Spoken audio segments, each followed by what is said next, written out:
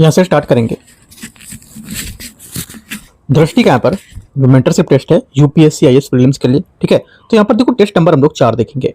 Test number 4 अभी हुआ है, जो लास्ट संडे यहाँ पर था, अभी 2 तारीख जब भी संडे था ये, उस संडे को पेपर हुआ है 2 से 3 दिन पहले का, है ना। आज वेडनेसडे है तो 2 दिन पहले संडे था, 3 दिन पहले, तो संडे का पेपर है टेस्ट नंबर 4, एकदम लेटेस्ट पेपर है।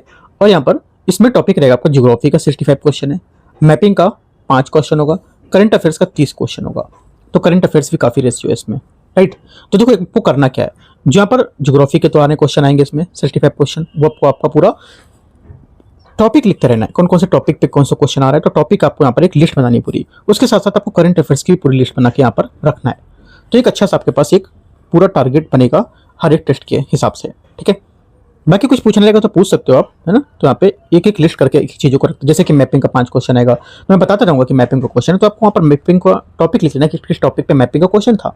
तो अब जब एक जैसे रिवीजन करोगे ना, तो यहाँ पे एक मतलब सामने निकल के चीज़ आएगी कि हाँ हमने ये मैपिंग में चीज़ें करी थी, ये इंपॉर्टेंट चीज़ वजह से क्वेश्चन आए थे यहाँ पर, है ना। तो वहाँ से इसको अलग से भी आप कवर कर सकते हो।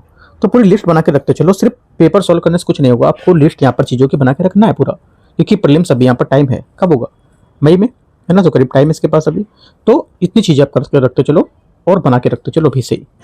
आते हैं, स्टार्ट करते क्वेश्चन 1 नंबर से, टेस्ट नंबर 4 दृष्टि मेंटरशिप का।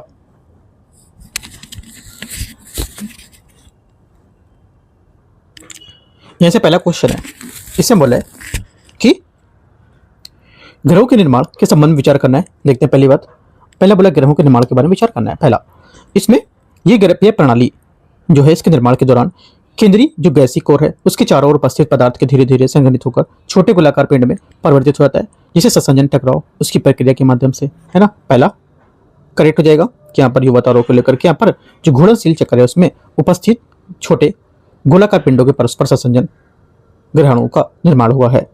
सेकेंड बात है, ग्रहों का निर्माण तारों के निर्माण से पूर्व हुआ था। ये बात गलत है, क्योंकि तारों का निर्माण निहारिका के भीतर स्थित सघन गैसीय पुंज से होता है और ग्रहों का विकास बाद में किसी नवजात तारे के चारों ओर उपस्थित गैस और धूल के घूर्णनशील चक्रिका से हुआ था।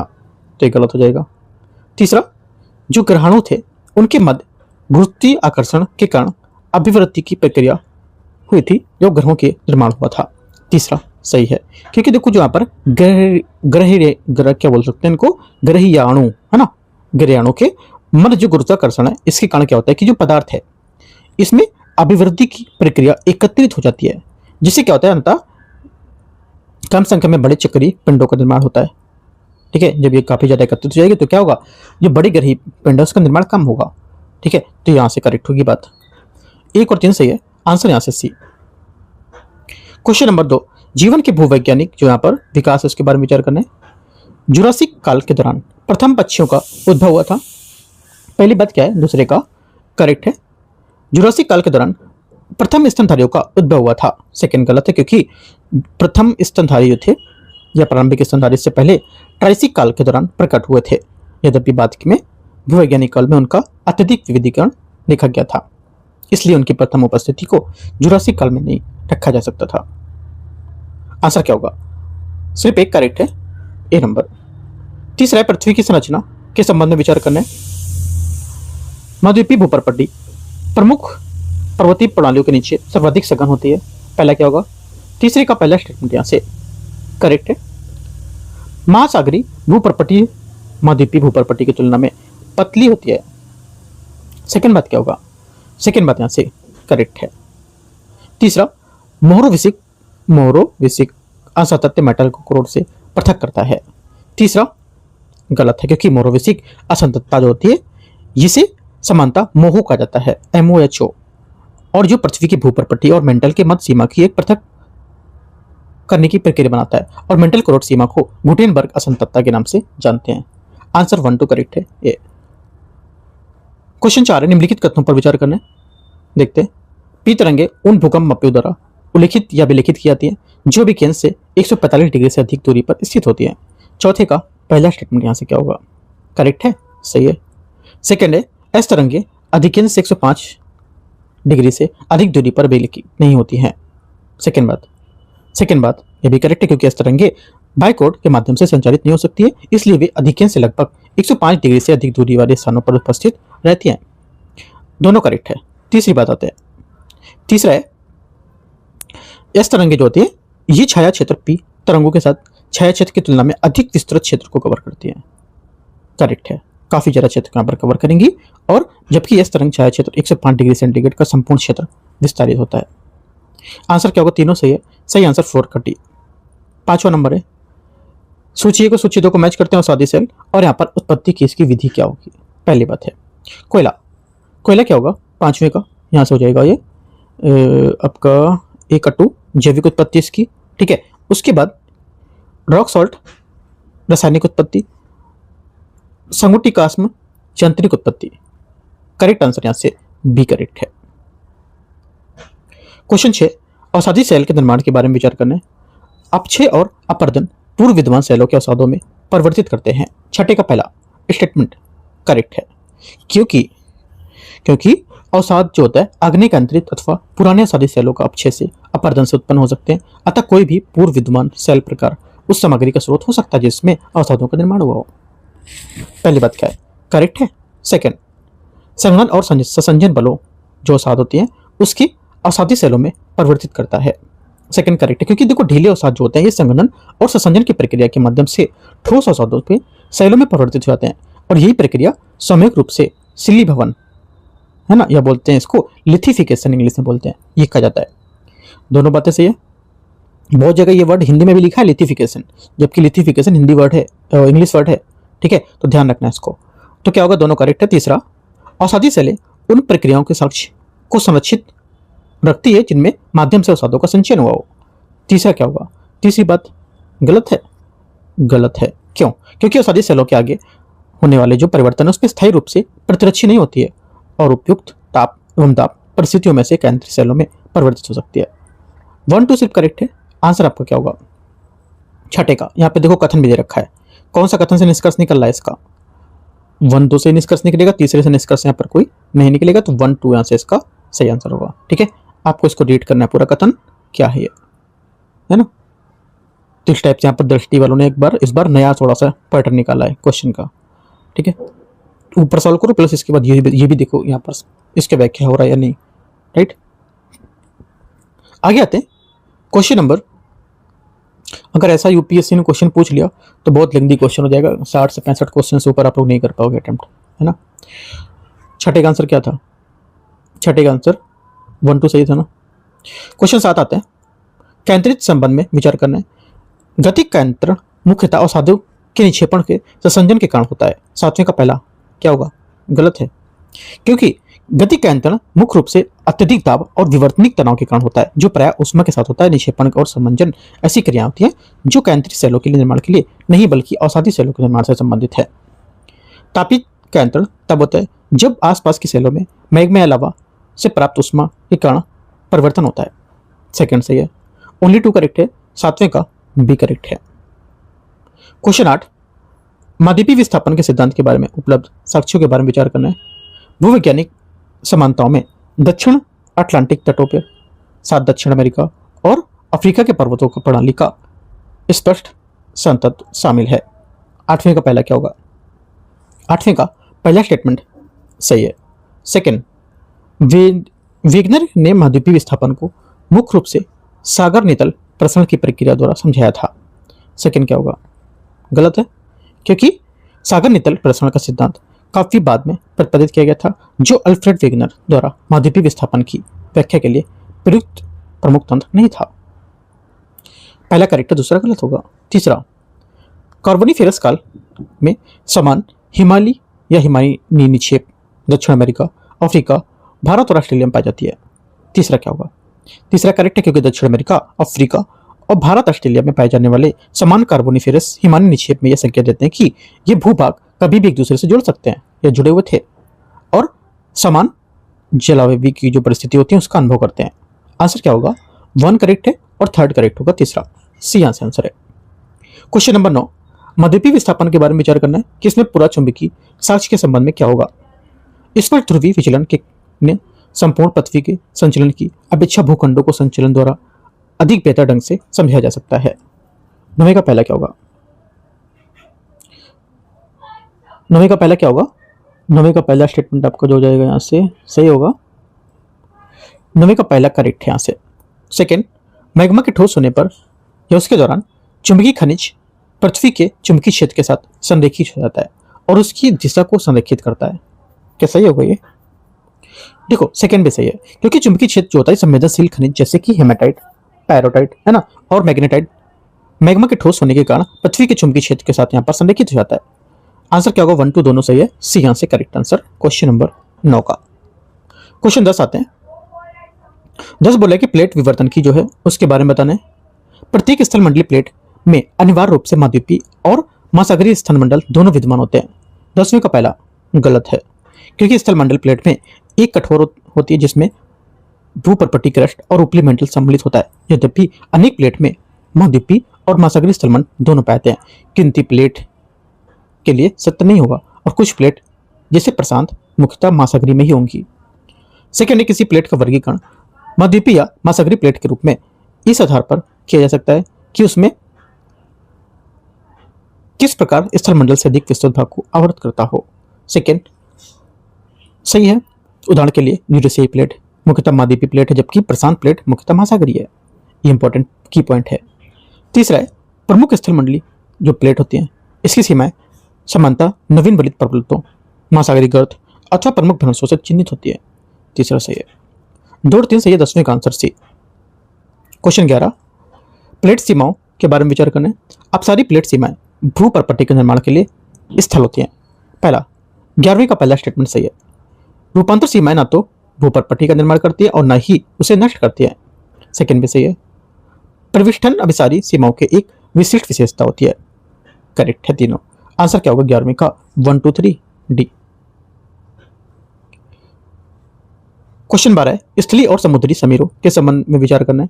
दिन के समय में समुद्र में समीर प्रवाहित होती है क्योंकि स्थल जल की अपेक्षा तेजी से गर्म होता है, जिससे क्या होता है भूमि पर निम्न दाब उत्पन्न होता है और समुद्र से ठंडी वायु स्थल की ओर आती है। 12वें का पहला स्टेटमेंट यहां से क्या होगा? करेक्ट होगा, सही है। सेकेंड 12वां पहला सही है। स्थलीय समीर रात्रि में प्रवाहित होती है क्योंकि भूमि जल की अपेक्षा अधिक तेजी से ठंडा होता है और जिससे भूमि पर उच्च दाब निर्मित होता है और वायु अपेक्षाकृत समुद्र गर्म की ओर प्रभावित करता है। दोनों बातें सही है। 12वें का आंसर क्या होगा? 1 और 2 सी। क्वेश्चन 13, भूकंप और ज्वालामुखी की वैश्विक वितरण के बारे में विचार करना है। परिप्रशांत पेटी में विश्व के ज्वालामुखियों का सबसे बड़ा संतरण पाया जाता है। 13 का पहला स्टेटमेंट सही है। सेकंड, दोनों प्रमुख भूकंप पेटियां ज्वालामुखी गतिविधियों से भी संबंधित हैं। सेकंड में सही है। तीसरा, परिप्रशांत पेटी भूकंप और ज्वालामुखी दोनों के वैश्विक वितरण के समान रूप में पाई जाती है। तीसरा भी सही है, क्योंकि परिप्रशांत जो पेटी है ये ज्वालामुखी का सबसे बड़ा संतरण होता है और ये दुनिया की सबसे प्रमुख भूकंप पेटी मानी जाती है, परिप्रशांत पेटी। चौथी बात है, मध्य विश्व पर्वत पेटी भूकंप और ज्वालामुखी दोनों के वैश्विक समान वितरण के रूप में पाई जाती है। चौथी बात भी करेक्ट है। दोनों यहाँ पर स्टेटमेंट लास्ट वाले करेक्ट हैं, ऊपर के भी दोनों करेक्ट थे, तो चारों सही है। Answer D. क्वेश्चन 14 वलित पर्वतों के बारे में विचार करना है। इसकी विशेषताओं के संबंध में संरचनात्मक विचार के संबंध में विचार करना है। पहला, वलित पर्वतों की विशेषता होती है कि वे भूपर्पटी के संपीड़ित के कारण निर्मित क्रमिक अपनति को और अभिनति होती है। 14 पहला करेक्ट है, क्योंकि दीर्घकालिक संपीड़न जो बल होता है जो ये शैल स्तरों के ऊपर को नीचे की ओर वलनों को बंकित कर देते हैं, जिन्हें अपनति है ना और अभिनति के रूप में जाना जाता है। इनके निर्माण में शामिल शैल मुख्य रूप से अवसादी होते हैं। सेकंड भी करेक्ट है, क्योंकि वलित पर्वत मुख्य रूप से उत्थित और वलित अवसादी शैल स्तरों से बने होते हैं। इनका निर्माण मुख्य रूप से केवल ऊर्ध्वाधर उत्थापन के बजाय क्षैतिज संपीड़ित बलों से संबंधित होता है। तीसरा क्या होगा? तीसरा करेक्ट है, सभी सही है। 1, 2, 3 ठीक है, क्योंकि इनका निर्माण मुख्य रूप से लाखों वर्षों पहले तक कार्य करने वाले क्षैतिज संपीड़ित बल का परिणाम है और यह बलन प्रक्रिया साथ साथ उत्थान भी होता रहता है इनका। क्वेश्चन नंबर 15 ब्लॉक पर्वतों के संबंध में विचार करना है। ब्लॉक पर्वत के निर्माण भ्रंशन का एक अनिवार्य संरचनात्मक प्रक्रिया होती है। 15 का पहला करेक्ट है। ब्लॉक पर्वत का निर्माण करने वाली सेलों का भ्रंशन के बाद क्षैतिज रूप से परतदार और अविकृत बने रहना आवश्यक होता है। सेकंड गलत है। क्यों? क्योंकि ब्लॉक पर्वत का निर्माण करने वाली सेलों का क्षैतिज या अविकृत रहना आवश्यक नहीं है। ये भ्रंशन से पहले या उसके दौरान समतल अवस्था में हो सकते हैं, ये उससे पहले वलित हो सकते हैं। ओनली वन करेक्ट है। 16 नंबर क्वेश्चन है 16। भ्रंशन के संबंध में विचार करना है। पहली बात है भ्रंशन संपीड़ात्मक और तनावात्मक दोनों प्रकार के प्रतिबलों के अंतर्गत हो सकता है। 16 पहला सही है। दूसरा, एक नैप का निर्माण तब हो सकता है जब एक अत्यधिक संपीड़ित बल विघटित हो जाता है और वलन नहीं रह जाता है। सेकंड क्या होगा? करेक्ट है। व्युत्क्रम भ्रंश संवर्धा रिफ्ट घाटियों का निर्माण करते हैं। तीसरी बात गलत है, क्योंकि भ्रंश घाटी आमतौर पर सामान्य भ्रंशन और भूपर्पटी विस्तार से संबंधित होती है, न कि व्युत्क्रम भ्रंशन से। व्युत्क्रम भ्रंशन भ्रंश संपीड़ित द्वारा उत्पन्न होते हैं और भूपर्पटी के लघु होने के कारण बनता है। 1 2 से करेक्ट होगा आंसर सी। क्वेश्चन 17 है अपक्षय के संबंध में विचार करने। अपक्षय मूलतः एक स्वस्थानीय प्रक्रिया जिसमें सेल पदार्थों की काफी कम या बिल्कुल संचलन नहीं होता है। 17 का पहला स्टेटमेंट यहां से सही है। भौतिक अपक्षय में केवल तापमान जनित विघटन शामिल होता है और इसमें तुषार क्रिया शामिल नहीं होती है। सेकेंड बात गलत है, क्योंकि तुषार क्रिया भी शामिल होती है इसमें। और जैविक अपक्षय जो होता है इसमें जंतुओं, पौधों और मनुष्यों की गतिविधियों के कारण हो सकता है। एकदम सही है। तो देखो इन सब के पॉइंट आप लिखते चलो कि जैविक अपक्षय क्या होगा इसमें, ठीक है, भौतिक अपक्षय में क्या होगा और अपक्षय मूलतः क्या होते हैं। तो ये सब पॉइंट आप लिखते चलोगे तो आपका एक नोट्स अच्छा से रेडी होगा। और इन सबको एक बार करने के बाद, पूरा पढ़ने के बाद इन सबको रीड करो। प्लस डीप, अगर आपको थोड़ा टॉपिक लग रहा है कि मुझे नहीं समझ आ रहा तो क्या करना है, डीप जाकर टॉपिक को पढ़ना है। बुक कौन सी आपके पास, अगर बुक महेश बनवाले है तो बहुत अच्छा है, नहीं है तो परचेस करो और यहाँ से उसको पढ़ने सब टॉपिक मिलेंगे आपको वहाँ पे, ठीक है। आगे क्वेश्चन आते हैं। तो आंसर क्या होगा? 117 का क्या 13 ना? हाँ 13 करेक्ट है। 18 आते हैं। सूची 1 सूची 2 को मैच करना है। कारक, प्रक्रिया और इसके अपक्षय के प्रकार क्या होंगे? 18 पहली बात है ये बोला है कि तुषार क्रिया जो होगा ये आपका भौतिक अपक्षय होता है ना? क्या होता है? भौतिक अपक्षय। उसके बाद कोलिशन या कोलेशन क्या होगा? ये हो जाएगा रासायनिक अपक्षय। बिल बनाने वाले जो जंतु होते हैं ये क्या होते हैं? ये गतिविधि सेल और मिट्टी के पदार्थों को पोला बना देते हैं, सॉफ्ट कर देते हैं, उससे विघटित करते हैं और इसे जैविक अपक्षय के रूप में वर्गीकृत करता है। तो सी का 3 करेक्ट आंसर यहाँ से हो जाएगा आपका क्या? 18 का डी करेक्ट है। 19 नंबर है 19। वृहद संचलन के दौरान बताना है कि सेल पात, अवपात और मृदा विसर्पण वृहद संचलन की व्यापक श्रेणी के अंतर्गत आते हैं। 19 पहला स्टेटमेंट क्या होगा? करेक्ट है। सेकंड, वृहद संचलन नदियों, हिमनदों या पवन की प्रत्यक्ष क्रिया के बिना संभव होता है। प्रत्यक्ष क्रिया के बिना संभव होगा, है ना? जैसे कि यहाँ पर जो हिमनद या पवन है ये परिवहन कारकों की आवश्यकता इनमें नहीं होती है, हालांकि जल, हिम और वायु में की गति को तीव्र कर सकती है। सभी वृहद संचलनों के लिए एक अच्छी तरह से विकसित परिवहन माध्यम की आवश्यकता होती है। गलत है, परिवहन की आवश्यकता नहीं होती, क्योंकि कुछ वृहद संचलन में विशेष रूप से पात और प्रविष्ठन कम या बिना किसी परिवहन के माध्यम से भी हो सकते हैं। आंसर क्या होगा? 1 2 करेक्ट है। क्वेश्चन 20 है 20 नंबर। सोचिए भू आकृति और इसकी विशेषता क्या होगी 20 नंबर में। देखते हैं। पहला ये हो जाएगा आपका, पहली बात है वी आकार की घाटी क्या होती है? देखो वी आकार की जो घाटी होगी ये आपके क्या हो जाएगी? ये तरुणावस्था में प्रमुख ऊर्ध्वाधर अपरदन से संबंधित है। जलप्रपात क्या होगा? जलप्रपात आपको हो जाएगा इसका निर्माण उस स्थान पर होता है जहां नदी प्रतिरोधी सेल फलक आकस्मिक रूप से नीचे गिरती है। विसर्प क्या होगा? ये अपने अपेक्षाकृत मंद ढाल वाले क्षेत्र में विकसित तंगलित मोड़ होता है और गोखुर झील जब नदी विसर्प से गिरिवा भाग को काट देती है तब इसका निर्माण होता है। आंसर 20 का ए करेक्ट है। Question 21 number 21। नदी के मुहाने के संबंध में विचार करना है, उसके भू आकृति के बारे में देखते हैं। डेल्टा के विकास के लिए किसी नदी द्वारा पर्याप्त तलछट का परिवहन होना आवश्यक होता है। 21 का पहला स्टेटमेंट यहां से क्या होगा? 21 पहला स्टेटमेंट करेक्ट है, क्योंकि नदी के मुहाने को लेकर के जो डेल्टा के विकास है उसको लेकर के पहला पॉइंट करेक्ट है। सेकेंड बात है, सेकेंड बोला है कि ज्वार भाटा सहित नहीं, ज्वार भाटा रहित मतलब टाइडलेस और सुरक्षित तट नदी के मुहाने के पास तलछट के निक्षेपण सुगम बनाते हैं। सेकेंड बात क्या होगी? सेकेंड बात यहां से करेक्ट है, गलत होगा सेकेंड। है ना। सेकंड यहां से इसका गलत है। क्यों? क्योंकि ज्वार भाटा रहित और सुरक्षित तट जो नीचे पड़ते हैं उसके अनुकूल होते हैं, लेकिन ये प्राकृतिक डेल्टा निर्माण के पर्याप्त सक्षम नहीं होते हैं। ठीक है। तीसरा, दूसरा तो गलत हो गया, तीसरा देखते हैं। तीसरा बोला ज्वरनात्मक मुख्यता यह समानता उन परिस्थिति संबंध से होता है जहां तलछट निक्षेप सीमित होता है। तीसरा करेक्ट है। आंसर क्या होगा? आंसर यहां से 1 और 3 सही था ना, सी। 1 और 3 है तो एक पहला और तीसरा इसको यहां पर जो है वो सही कथन बताएगा दोनों को। ठीक है, इसको रीड करना है आपको। आगे आते क्वेश्चन 22 नंबर है, हिमनद भूआकृतियों के बारे में विचार करना है। हिमनद भूआकृति इसकी विशेषता क्या होगी?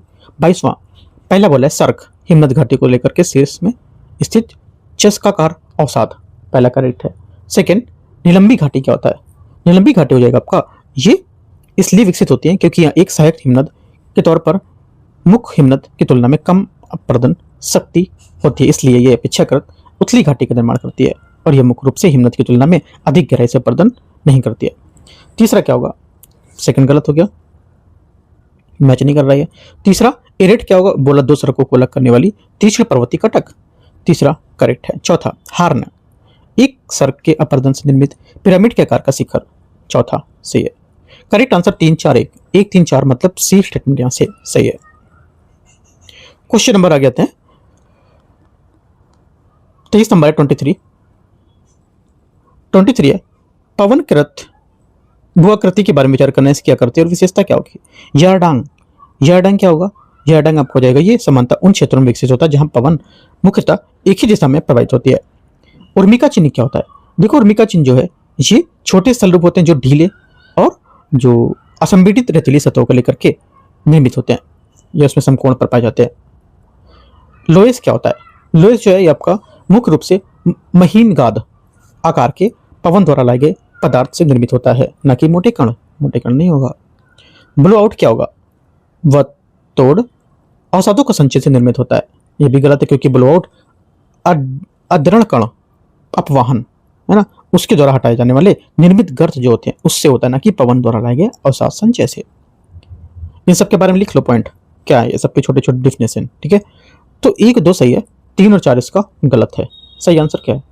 सही आंसर 22 का बी, 22 नहीं 23 का बी है ना। 24 नंबर है, सूची 1 सूची 2 को मैच करना है। क्रास्ट भू विशेषता आकृति कंदरा, कंदरा कंदरा क्या होगा? 24 में कंदरा जो है ये आपको हो जाएगा एक अट्टू चूना पत्थर के लिए विलेन में निर्मित भूमिगत कच्छ। सिंक होल क्या होता है? सिंक होल आपको हो जाएगा यहाँ से चूना पत्थर को लेकर विघटन धसाव या निर्मित सतही गर्त। और स्टेलेक्टाइट क्या होता है? स्टेलेक्टाइट आपको हो जाएगा कंदरा के शीर्ष पर नितंबी रूप में विद्यमान निक्षेपण विशेषता। स्टेलेग्माइट होता है तल से ऊपर की ओर बढ़ने वाली निक्षेपता विक्षेपण। आंसर 24 का ए करेक्ट है। क्वेश्चन 25 है 25, तटीय निक्षेपण भूआकृति के बारे में विचार करना है, कौन सा सही है भूआकृति और इसका विशेषता। 25 में पहला है अपतटीय रोधिका, ये होती है तट रेखा के समांतर निर्मित जलमग्न अवसादी निक्षेप, पहली बात करेक्ट है। सेकंड, लेगून होता है संकीर्ण मार्ग के माध्यम से समुद्र में सशक्त बनाना, सेकंड बात क्या होगी? सेकंड ये भी करेक्ट है। लेगून एक उथला लवणीय जल स्रोत रहता है जो तटीय अवरोधक को मुख्य भूमि के बीच परिबद्ध रहता है। आ जाते हैं तीसरा है स्पिट क्या होता है? यह स्पिट, हाँ स्पिट ही ये निक्षेपीय स्थल रूप होता है जो तरंगों की समुद्री धाराओं को परिवहन बालू और कंकड़ से निर्मित होता है, जिसका एक सिरा तट या कोस्ट से जुड़ा रहता है। तीसरा करेक्ट है। पुलिन क्या होता है? पुलिन आपको होता है केवल तूफानी तरंगों को परिस्थितियों में निर्मित नहीं। पुलिन तट के किनारे असंपीड़ित पदार्थ मंद ढाल वाले संचय से निर्मित होता है, ये केवल तूफानी के अंतर्गत निर्मित नहीं होगा। कि तूफानी हो सकता है लेकिन केवल अगर लिखा तो गलत हो गया है ना। तो आंसर क्या होगा? 1 2 3 करेक्ट है, 3 बात। सी 26, सूची 1 सूची 2 ज्वालामुखी विशेषता विलक्षण। 26 पहला दक्कन ट्रैप, दक्कन ट्रैप आपको हो जाएगा ये लावा पठार। हवाई द्वीप, हवाई द्वीप आपको हो जाएगा ये सील्ड ज्वालामुखी है। फुजियामा, फुजियामा आपको हो जाएगा क्या?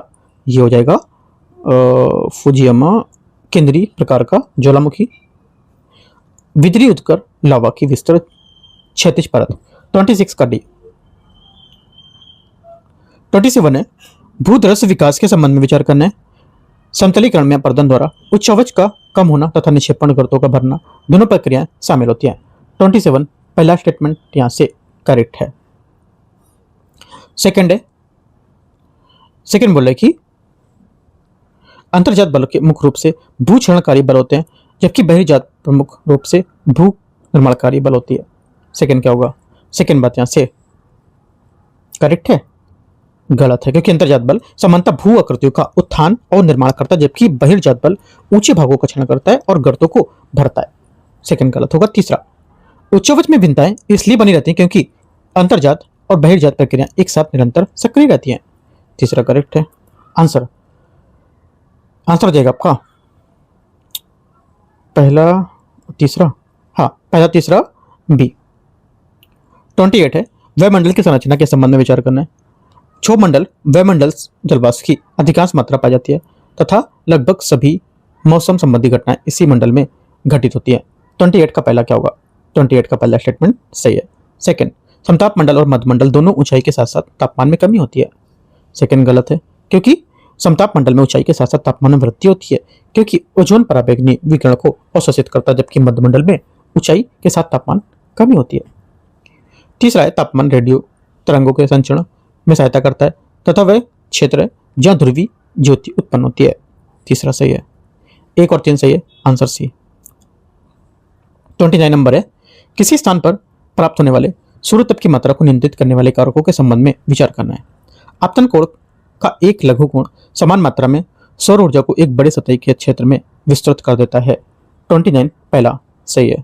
सेकंड, वायुमंडल की पारदर्शिता मेघावरण, धूल के कण और जलवाष्प प्रभावित होती है। सही है। सौर विकिरण के एक दीर्घ वायुमंडलीय मार्ग अवशोषण और प्रवर्तन के कारण जो कण होते हैं उसके कारण नुकसान होने वाले कमी को कम करता है। ठीक है। तीसरा क्या होगा? गलत है, क्योंकि सौर विकिरण जो होता है जो वायुमंडल में जितना लंबा मार्ग तय करेगा उतना ही अधिक ऊर्जा ह्रास या अवशोषण और प्रकीर्णन के प्रवर्तन के माध्यम से करेगा। ठीक है। 1 2 से करेक्ट है। आंसर है। क्वेश्चन 30 आते हैं। 30 नंबर है। 30 बोला है कि अक्षांशीय उष्मा संतुलन जो है उसके बारे में विचार करना है। उष्णकटिबंधीय अक्षांश में निवल उष्मा अधिशेष पाया जाता है, क्योंकि वहां प्राप्त होने वाला सौर विकिरण पृथ्वी से बाहर जाने वाले स्थलीय विकिरण से अधिक होता है। 30 का पहला स्टेटमेंट क्या है? करेक्ट है। सेकंड, ध्रुवीय क्षेत्रों में उष्मा की कमी पाई जाती है, क्योंकि वहां प्राप्त होने वाली उष्मा की तुलना में अधिक उष्मा का ह्रास होता है। सेकंड बात क्या है? 30 का सेकंड यहां से यह भी सही है। तीसरा, महासागरीय धाराएं केवल उष्णकटिबंधीय क्षेत्रों के भीतर ही उष्मा का स्थानांतरण करती हैं और अक्षांशीय उष्मा को संतुलन बनाए रखने में योगदान नहीं देती हैं। गलत है, क्योंकि उसमें भी योगदान देंगी, है ना। अक्षांशीय उष्मा के संतुलन बनाए रखने में भी योगदान देंगी। आंसर क्या होगा? 1 2 करेक्ट है। सी 30 का। 31 है 31 नंबर, तापमान के ऊर्ध्वाधर वितरण के बारे में विचार करना। तापमान, ताप ह्रास दर, ऋतु, अक्षांश और स्थान इसके जो होते हैं अप्रभावित रहते हुए भी स्थिर रहती है। पहली बात यहां से 31 का गलत है, क्योंकि समान ताप पर ह्रास दर होता है। उससे तात्पर्य क्षोभमंडल में ऊंचाई के साथ तापमान होने वाली औसत कमी से होता है। हालांकि वास्तविक ताप ह्रास दर ऊंचाई, ऋतु, अक्षांश और स्थानीय वायुमंडल परिस्थितियों के अनुसार परिवर्तित होती रहती है। पहला गलत है। सेकंड, तापमान वितरण के दौरान सतह के निकट की वायु ऊपर स्थित वायु की तुलना में अधिक ठंडी हो जाती है। सेकंड क्या होगा? सेकंड यहां से 31 का करेक्ट है। तापमान वितरण समानता स्वच्छ ऊर्जा, शुष्क वायु और शांत पवन की परिस्थिति में विकसित होता है। तीसरा करेक्ट है। आंसर 2 और 3 सही है। सही आंसर 31 का बी। 32, वायुमंडल दाब मौसमी वितरण के बारे में विचार करना है।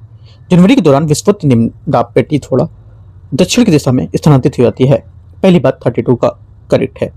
जुलाई के दौरान सूर्य को आभासी संचलन के अनुसरण करते हुए सभी प्रमुख दाब पेटियां दक्षिण दिशा की ओर स्थानांतरित हो जाती हैं। सेकंड क्या होगा? 32 का सेकंड गलत है, क्योंकि जुलाई में कर्क रेखा की ओर आभासी रूप से आगे बढ़ता है और दाब पेटियां दक्षिण दिशा की ओर नहीं बल्कि उत्तर दिशा की ओर स्थानांतरित होती हैं। सेकंड गलत है। तीसरा, जनवरी में उत्तरी गोलार्ध में सर्वाधिक पृष्ठीय दाब उत्तर पूर्वी एशिया के ऊपर विकसित होता है। तीसरा करेक्ट है। आंसर 1 और 3 सही है। 32 का डी। गलत पूछा है तो गलत, केवल दूसरा था, 1 और 3 सही था। आगे आते क्वेश्चन 33 नंबर। सूची को सूची 2 को मैच करेंगे। भूमंडलीय पवन और यहाँ पर इसकी विशिष्ट विशेषता क्या है। पहला व्यापारिक पवनें क्या होती है। देखो जो व्यापारिक पवनें है ये उपोष्णकटिबंधीय उच्च दाब पेटियों से उत्पन्न होकर विषुवत निम्न दाब को लेकर प्रवाहित होती है। सेकेंड बात बोल रहा है कि पछुआ पवनें जो होती हैं ये उत्तरी गोलार्ध में दाईं ओर विक्षेपित होकर दक्षिण पश्चिम से प्रवाहित होती है। करेक्ट है। उसके बाद ध्रुवी पूर्वी पवनें ये क्या होती है। ये ध्रुवी उच्च दाब से अधोध्रुवी निम्न दाब की ओर बढ़ने वाली ठंडी शुष्क स्थिर हवा होती है। C/2 करेक्ट आंसर यहां से A3 B1 C2। सही आंसर क्या होगा। सही आंसर यहां से 33 का सही क्या होगा C करेक्ट हो जाएगा। 34 आते हैं। कोर्योलिस बल के संबंध में विचार करना है। कोर्योलिस बल भूमध्य रेखा पर अनुपस्थित होता है और ध्रुव पर उत्तरोत्तर बढ़ता जाता है। पहला 34 का पहला स्टेटमेंट यहां से क्या होगा करेक्ट है। सेकंड कोर्योलिस बल के कारण पवनें हमेशा समदाब रेखाओं पर समकोण पर पार करती हैं। सेकंड बात गलत है क्योंकि दाब प्रवणता जो बल होता है ये पवनों को समदाब रेखाओं के पार ले जाता है, उनकी प्रवृत्ति रखता है, जबकि कोर्योलिस बल उनके मार्ग को विक्षेपित कर देता है। इसलिए पवनें हमेशा समदाब रेखाओं के समकोण पर पार नहीं करेंगी। 1 करेक्ट है आंसर। गलत पूछा है तो बी। क्वेश्चन 35 है। जेट स्ट्रीम भारत के और मौसम जो है उसके प्रभाव के बारे में विचार करने। शीत ऋतु के दौरान जो उपोष्णकटिबंधीय पछुआ जेट स्ट्रीम की दक्षिणी शाखा हिमालय के दक्षिण से होकर प्रवाहित होती है और भारतीय उपमहाद्वीप में पश्चिमी विक्षोभ के कारण प्रवेश को सुगम बनाती है। पहला 35 का करेक्ट है।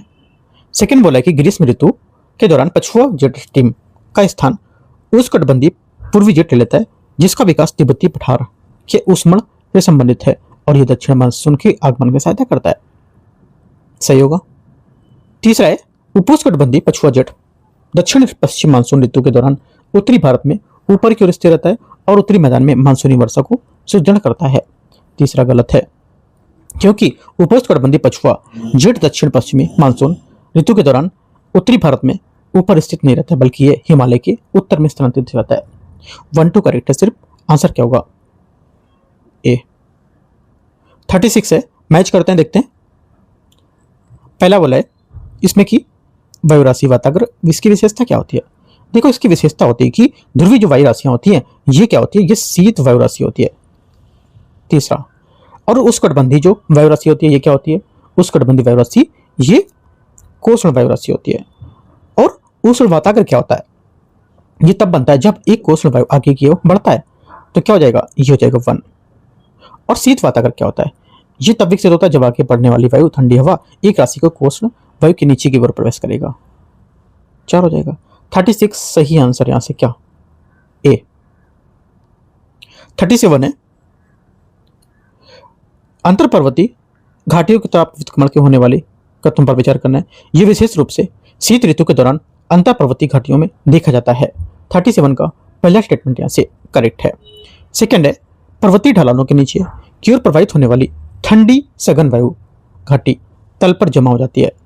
सेकंड करेक्ट है क्योंकि रात्रि के समय पवनी ढाल तीव्रता से ठंडे जाते हैं और उनके संपर्क में आने वाली वायु शीतल और सघन होकर ढाल के साथ नीचे की ओर क्या होती है, प्रभावित होती रहती है। तीसरी बात है बार बार होने वाली तुषार की घटना के कारण ऐसे क्षेत्रों में घाटी निम्न ढालों पर आमतौर पर बागानी फसलों में की खेती से बचा सकता है। तीसरा करेक्ट है। आंसर 1, 2, 3 सभी सही है। आंसर क्या होगा डी।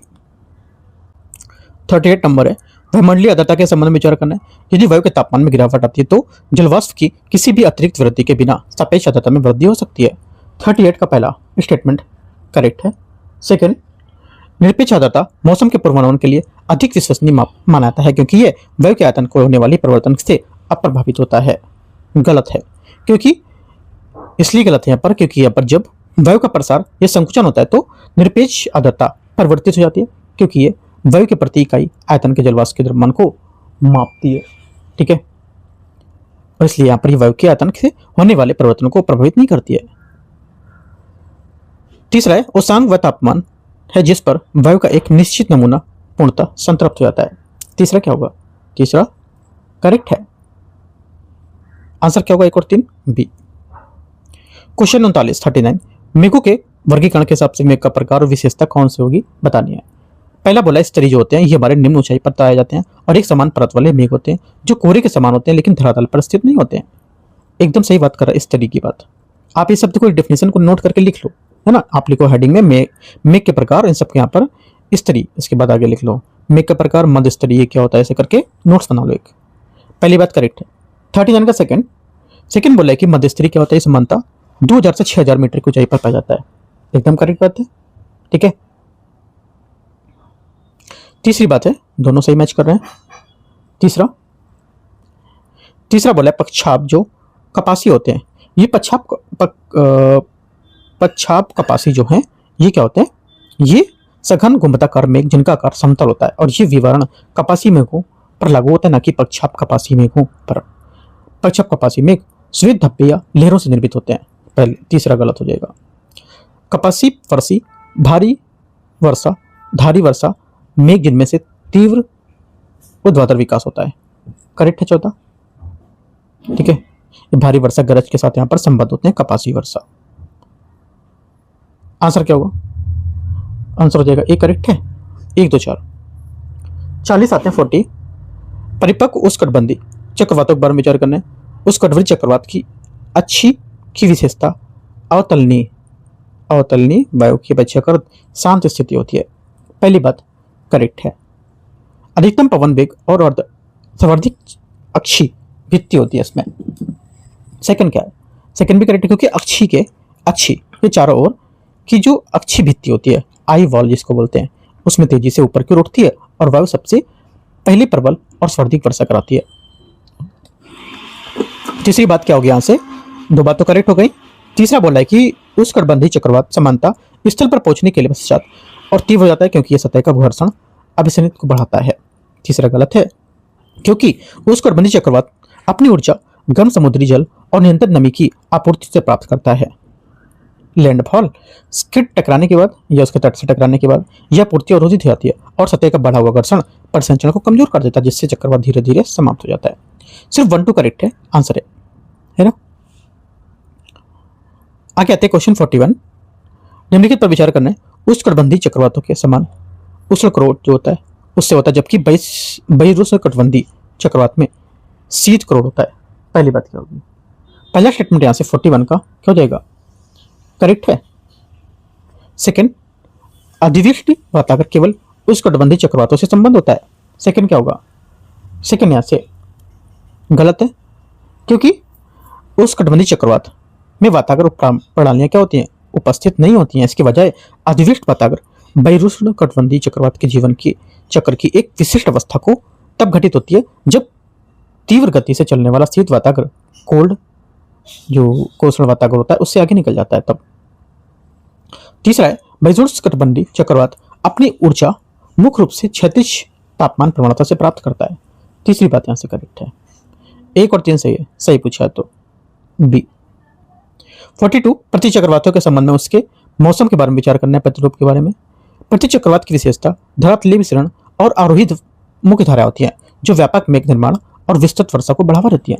पहली बात 42 का पहला स्टेटमेंट क्या होगा, पहला स्टेटमेंट यहां से 42 का करेक्ट हो जाएगा, गलत होगा। पहला सही नहीं है, क्यों, क्योंकि प्रति चक्रवात जो होता है उच्च दाब प्रणाली होती है। इसमें वायु ऊपरी वायुमंडल से नीचे की ओर अवतरण करती है और धरातल के बाहर की ओर अवसरित होती है, ठीक है।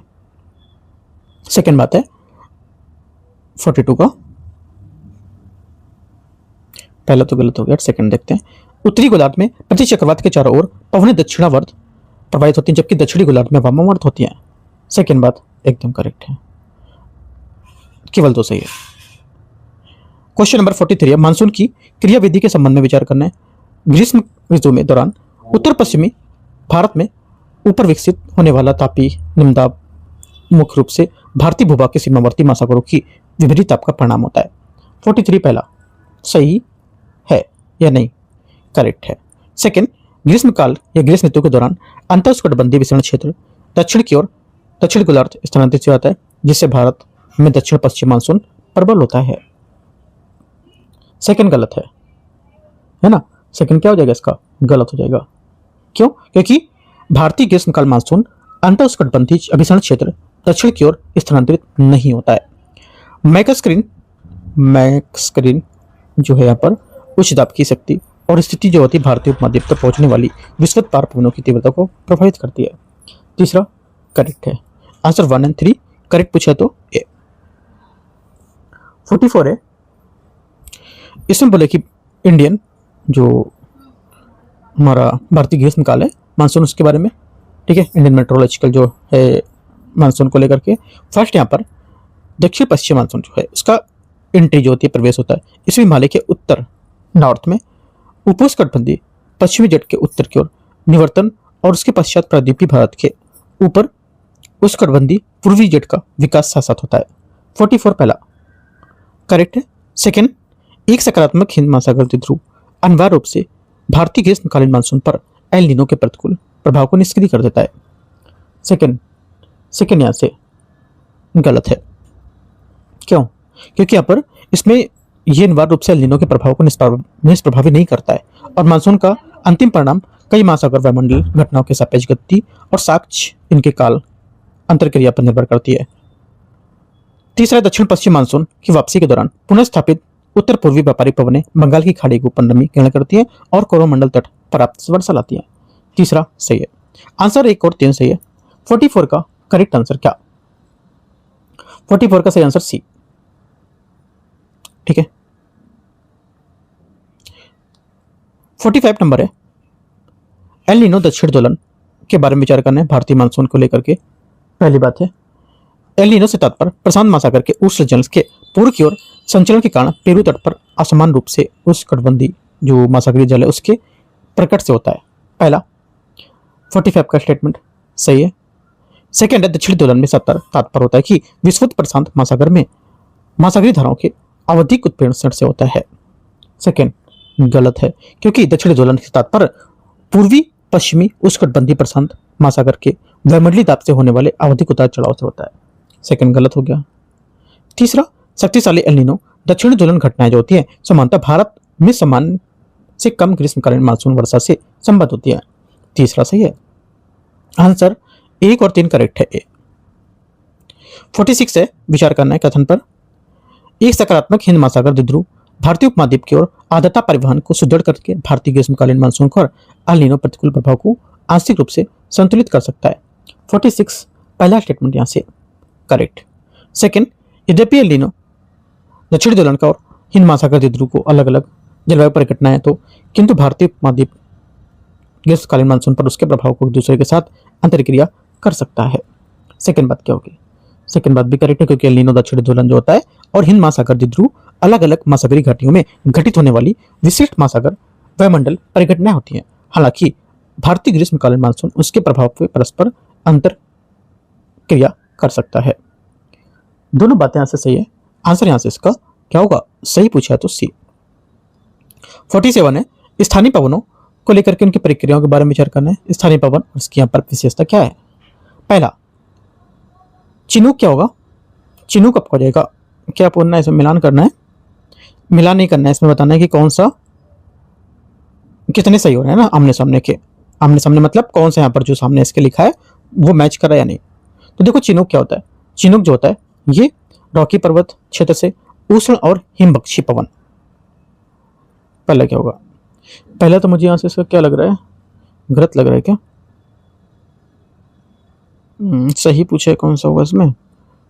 और चिनूक पर्वतीय ढालों पर बर्फ से तेजी से विगलन, ठीक है। हिमबक्षी है ना, पर्वतीय ढालों पर बर्फ का तेजी से विगलन हिमबक्षी। अगला है फॉन या फान। ये पर्वतों के पवन विमुख ढाल के नीचे उतरती हुई वायु का रोजोष्ण तापमान। सेकंड भी यहां से करेक्ट हो जाएगा। तीसरा है, तीसरा क्या बोला है? तीसरा बोला मिस्ट्रल। मिस्ट्रल होता है क्या? सोचो क्या होता है? मिस्ट्रल होता है ड्रोन घाटी में और शीत शुष्क और तीव्र पवन, भारी वर्षा लाने वाला आदर पवनी पवन ही गलत हो जाएगा। सांता एना ढाल के नीचे संपीड़ित करके उष्ण और शुष्क स्थिति करेक्ट है। चौथा 1 2 4 बी। 48 कोपेन जलवायु के प्रकार के बारे में बताना है, विशेषता और उनके क्या प्रकार है। एएफ AF क्या होगा? देखो जो AF है ये आपका हो जाएगा सही सुमेलित है, कोई शुष्क यहाँ पर ऋतु नहीं होती है। दूसरी बात है AM अल्प शुष्क ऋतु वाली मानसूनी जलवायु होगा, है ना। सेकेंड बात यहाँ से भी करेक्ट है। तीसरी बात है BSH ये मध्य अक्षांशीय शुष्क जलवायु। तीसरा गलत है क्योंकि यहाँ पर BSH जो होती है ये उस उपोष्णकटिबंधीय स्टेपी जलवायु को प्रतिनिधित्व करती है, मध्य अक्षांशीय को नहीं। ET कोई वास्तविक ग्रीष्म ऋतु नहीं है, एकदम करेक्ट है। ठीक है, गलत मतलब सही बात बता रहा है। आंसर क्या होगा? C करेक्ट है। 1 2 4 3 बातें। क्वेश्चन 49 मृदा के संस्तर हैं उसके संबंध में विचार करना है, कौन सा यहाँ पर सही होगा? संस्तर A समानता संस्तर B की तुलना में कार्बनिक पदार्थों से अधिक समृद्ध होता है, पहली बात करेक्ट है। सेकंड, संस्तर B मुख्य रूप से निक्षालन का क्षेत्र है जहां रिश्ते हुए जल खनिजों को निष्कासन करता है। सेकंड B गलत हो जाएगा, पहला सही है सेकंड गलत है। क्यों? क्योंकि संस्तर जो B है इसका क्षेत्र, जो संस्तर B निक्षेपण का क्षेत्र होता है ना कि निक्षालन का, और ऊपरी संस्तर को निक्षालित मृतिका और लौह ऑक्साइड, एल्युमिनियम ऑक्साइड और घुलननाशी लवण होते हैं वो जैसे खनिजाएं एकत्रित होते हैं, और निक्षालन मुख्य रूप से A संस्तर में होता है। आंसर ओनली 1 करेक्ट है। क्वेश्चन 50 है 50 नंबर, मृदा के प्रकारों और उससे पाए जाने वाले प्रमुख निम्नलिखित यहाँ पर में से कौन सा सुमेलित है? करेक्ट आंसर हो जाएगा 50 का सुमेलित है। जो एक तो पहला काली मृदा दक्कन ट्रैप का क्षेत्र, सेकंड हो जाएगा लेटराइट मृदा पश्चिमी घाट और उसके कुछ भाग हो गए, सेकंड भी सही है। तीसरा शुष्क मृदा पश्चिमी राजस्थान और उत्तरी बिहार इसमें नहीं होगा। शुष्क यहाँ पर जो मृदा है इसमें पश्चिमी राजस्थान, कच्छ, गुजरात, हरियाणा ये सब हिस्से होंगे ना कि बिहार, इसमें गलत हो जाएगा। पीठमय और दलदली मृदा केरल और सुंदरबन, चौथी बात क्या है? करेक्ट है। 1 2 4 सही आंसर C। क्वेश्चन 51 है मृदा के प्रकार और उसके अभिलक्षण के बारे में विचार करना है। 51 में देखते हैं कौन सा होगा। पहला बोला काली मृदा। काली मृदा जो होगा ये सूखने पर संकुचन और चौड़े विदर विकसित करने के कारण एक प्रकार की स्वयं जुताई प्रक्रिया को दर्शाता है। जलोढ़ मृदा निक्षेपण जो मृदा समानता नाइट्रोजन फास्फोरस दोनों में समृद्ध होती है, सेकंड करेक्ट है। गलत है क्योंकि जलोढ़ मृदाएं निक्षेपण मृदाएं होती है जो नदियों और धाराओं में द्वारा परिवहन को निक्षेपित करती हैं, और समानता पोटास समृद्ध होती हैं, फास्फोरस की कमी होती है इसमें। तीसरा है लेटराइट मृदा। लेटराइट मृदा में आपकी काजू की खेती होती है ना, और ये विकास उच्च तापमान और उच्च वर्षा वाले क्षेत्रों में होती है, सही है। लौह ऑक्साइड और एल्युमिनियम ऑक्साइड रह जाता है शेष। शुष्क मृदा क्या होती है? शुष्क मृदा जो होती है ये संरचना बालुकामय प्रकृति की लवणीय होती है, और शुष्क जलवायु, उच्च तापमान और तीव्र वर्षा के कारण इन मृदाओं की आर्द्रता में कमी देखी जाती है, तो ये गलत हो जाएगा इसका, लिख लो पॉइंट। आंसर 1 और 3 करेक्ट है। 51 का 2 बात सही है, 1 और 3 मतलब A करेक्ट है। तो इस टाइप से यहाँ पर 51 क्वेश्चन हम लोग ने यहाँ पर डिस्कस कर लिए। कौन सा? दृष्टि है इसका मेंटरशिप टेस्ट नंबर 4 पार्ट 1, मतलब कहने का 51 क्वेश्चन कवर कर लिया ऐसे। ठीक है, अब हम लोग इसका पार्ट 2 करेंगे कल, और 52 क्वेश्चन से 100 क्वेश्चन तक खत्म करेंगे, तो यहाँ पर टेस्ट 4 भी आपका फिनिश हो जाएगा। फिर विजन एस का हम लोग टेस्ट स्टार्ट करेंगे UPSC का, ठीक है, 1 नंबर से एंड करते हैं। बाकी कुछ डाउट अगर आप पूछ सकते हो, टेलीग्राम पे आपको जरूर जुड़ना है। अपना चैनल UPSC नॉलेज टेक और दिल्ली UPSC नॉलेज टेक, ये भी अपना चैनल है, ठीक है, दोनों को ज्वाइन कर सकते हो बैकअप के लिए भी, और यहाँ से आपको एक एक चीज सब देखने को मिलती रहेंगी। जैसा कि हम लोगों ने कराया था डेली टारगेट UPSC के लिए, जिसमें से करीब 30+ टॉपिक के क्वेश्चन कॉपी हुए थे, है ना, कॉपी के मतलब पेपर में आए हुए थे, राइट। तो जुड़ सकते हो, एकदम फ्री यहाँ पर था, कोई चार्जेस आपको नहीं लगे थे, इसमें कराया भी था मैंने, टेलीग्राम पर भी आपको दिखाए थे, है ना। तो जुड़ सकते हो, यहाँ से भी एकदम फ्री है, और अभी मैं कराऊंगा जब प्रीलिम्स आने वाला होगा तो, ठीक है। तो अभी काफ़ी इंपॉर्टेंट चीज़ें मैं आपको शेयर करता रहूँगा प्रीलिम्स के लिए, ठीक है। All the best, thank you.